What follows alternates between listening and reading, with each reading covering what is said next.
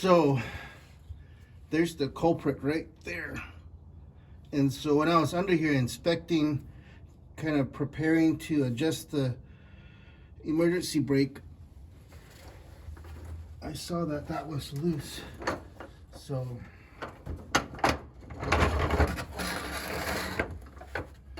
I know this isn't best practice, but I haven't seen any videos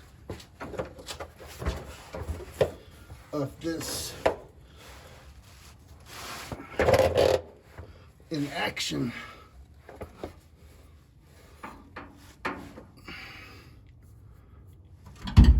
You see how loose that is?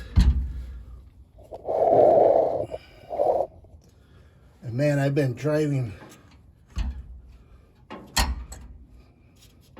taking this as a daily driver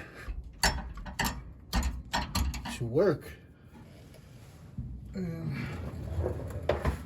You know, I was cruising around trying to figure out, what's that noise? What's that noise? Well, buddy, we found it. So let's take a quick look.